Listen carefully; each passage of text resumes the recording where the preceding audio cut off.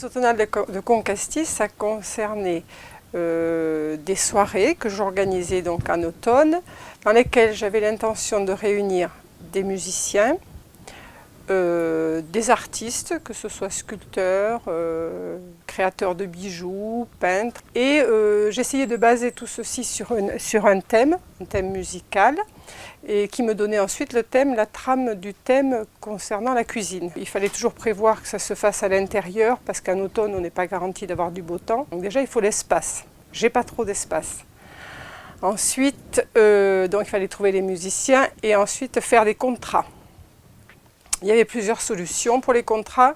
Soit je m'adressais à des musiciens qui étaient déjà organisés en association, auquel cas ils me faisaient une facture de prestation de service, ça c'est très facile. Il y avait d'autres solutions où on faisait une fiche de paye par musicien. Ça c'est très compliqué aussi parce que ce n'est pas les mêmes fiches de paye que nous avons en hôtellerie, donc il faut faire appel à des organismes extérieurs qui nous aident à les faire, et ça c'est très compliqué. Là aujourd'hui maintenant il y a, je pense, des intermittents du spectacle, alors je ne sais pas du tout comment ça fonctionne aujourd'hui, ça c'est une question que je me pose.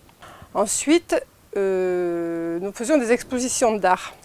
Alors exposition d'art, ça pouvait être des toiles par exemple de valeur, pour lesquelles j'ai toujours eu la chance d'avoir des artistes qui me connaissaient, qui me faisaient confiance, etc. Mais ça n'est pas suffisant, parce que si je m'étais fait voler une toile ou une pièce précieuse, j'aurais été bien embêtée. Donc je pense qu'il aurait fallu prévoir, et c'est ce que je fais maintenant, d'assurer dans mon contrat d'assurance un risque de vol ou de casse, ou enfin il peut arriver plein de choses, quoi. Donc il faudrait assurer ces pièces-là. Donc ça se faisait sur une soirée, donc c'était pas trop compliqué, mais les dernières que j'avais fait avaient eu beaucoup de succès. Beaucoup de succès, ça veut dire 60 personnes dans la salle, pas plus, parce que nous sommes limités par la place.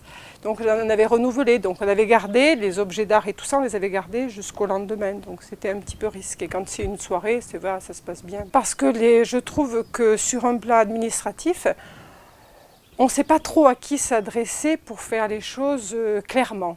On ne sait pas trop par qui se faire conseiller pour faire justement les contrats de musiciens, pour faire les assurances, etc. Et je trouve que ça serait bien qu'on soit aidé justement par des organismes. Oui, j'en ai connaissance, mais je n'avais pas toujours les réponses, quoi, c'est ça. Mais je savais qu'il faut déclarer les musiciens, etc., quoi.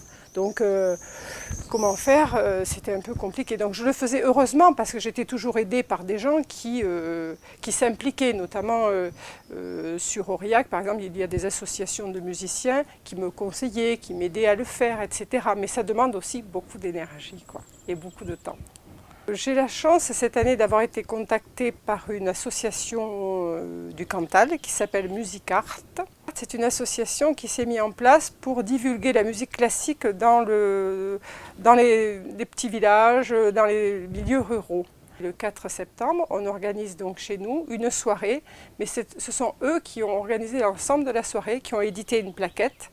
Donc moi je propose simplement un dîner dans lequel nous aurons 2 violonistes qui vont intervenir, un peu en début de repas, au moment de l'apéritif, un petit peu après, entre chaque plat. Donc là, ce sont eux qui ont tout organisé. Donc ça, c'est très facile pour moi, finalement. Concernant l'aspect financier, précisément, je me suis aperçue que je ne gagnais rien du tout, en réalité. Simplement qu'un peu de notoriété, un petit peu de plaisir pour nos clients, quand même, qui étaient quand même très touchés par ça, ça leur plaît beaucoup. Mais c'est vrai qu'au bout du compte, il ne reste pas grand-chose parce que on a toujours peu de place, donc on ne peut pas rentabiliser sur le nombre de personnes. Et un groupe de musiciens, ça peut être 500 € par musicien, quoi, hein, si ce sont des musiciens professionnels. Donc une location de piano, c'est de l'ordre aussi de 500 € pour une soirée. Le piano doit venir d'Aurillac, il faut que ce soit un piano de qualité, etc. Donc là, à partir de là, c'est vrai que c'était des soirées de notoriété, mais pas du tout de bénéfices, quoi. C'est vrai qu'il faut que tout ça se structure, quoi, c'est ça.